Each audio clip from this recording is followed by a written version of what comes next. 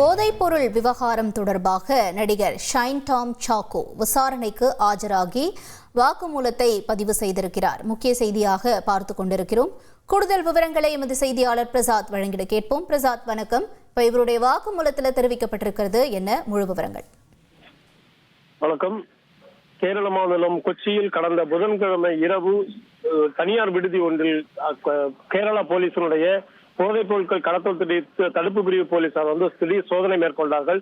இரவில் அவர்கள் சோதனை மேற்கொண்ட போது அங்கு தங்கியிருந்த கேரள நடிகர், அதாவது அஜித் நடித்த குட் பேட் அக்லி திரைப்படத்தினுடைய வில்லன் நடிகரான டோம் சாக்கோ திடீரென அந்த விடுதி அறையிலிருந்து அவர் அங்கிருந்து தப்பி ஓடினார். இது தொடர்பான சிசிடிவி காட்சி வெளியானது. இவர் எதற்காக ஓடினார் என்று தெரியவில்லை. இருந்தாலும் ஏற்கனவே இவருக்கு போதைப் பொருள் தொடர்பான குற்றச்சாட்டு இவர் மீது உள்ளது. ஏற்கனவே நடிகை வின்சி அலோசியஸ் என்கின்ற நடிகை இவர் மீது போதைப் பொருளை பயன்படுத்திவிட்டு போதையுடன் தன்னிடம் தரக்குறைவாக நடந்து கொண்டதாக ஏற்கனவே குற்றஞ்சாட்டி நடிகர் சங்கத்தில் புகார் அளித்திருந்தார். இந்த சூழலில் தான் இந்த போதைப் பொருட்கள் கடத்தல் தடுப்பு பிரிவு போலீசார் சோதனையிட்ட போது இவர் போதையில் காணப்பட்டதால் அங்கிருந்து ஓடினாரா என்ற சந்தேகம் போலீசாருக்கு பலத்த சந்தேகம் எழுந்தது.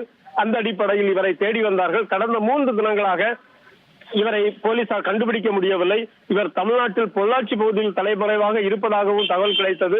இந்த நிலையில் அவருக்கு நோட்டீஸ், அதாவது இவர் ஏன் அங்கிருந்து ஓடினார் என்பது குறித்த பல்வேறு சந்தேகங்களோடு இது தொடர்பாக விளக்க வேண்டும் என்கின்ற அடிப்படையில் போலீசார் ஒரு நோட்டீஸ் இவருக்கு கொடுப்பதற்காக திருச்சூரில் அவரது வீட்டிற்கு சென்ற போது அவர் கடந்த பல நாட்களாக அவர் வீட்டில் வரவில்லை என குடும்பத்தினர் தெரிவித்தார்கள். அந்த அடிப்படையில் அவரை விசாரணைக்காக அழைப்பதற்காக போலீஸ் முயற்சி மேற்கொண்டிருந்தார்கள்.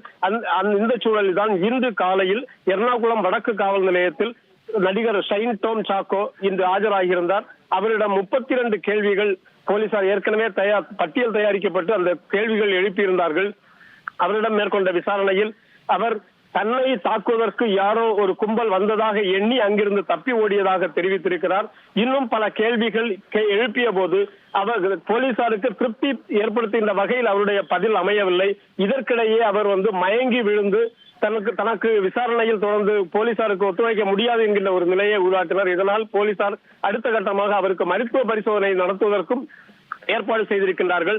இவர் அளித்த விசாரணையின் போது இவர் கூறிய பல்வேறு பதில்கள் போலீசாருக்கு திருப்தி அளிக்காத வகையில் இவருக்கு போதைப் பொருள் தொடர்பான தொடர்புகள் இருக்கின்றதா என்கின்ற பலத்த சந்தேகம் போலீசாருக்கு இருக்கின்றது. இருப்பினும் தொடர்ந்து இவர் தொடர்பான இவருக்கு 3 செல்போன்கள் இவர் தொடர்ந்து பயன்படுத்தி வந்திருக்கின்றார். ஆனால் இந்த விசாரணைக்கு செல்லும் போது ஒரு செல்போன் மட்டுமே கொண்டு போயிருந்தார். உங்களுடைய தகவல்களுக்கு நன்றி பிரசாத். செய்திகளை உடனுக்குடன் தெரிந்து கொள்ள உடனே சப்ஸ்கிரைப் பண்ணுங்க.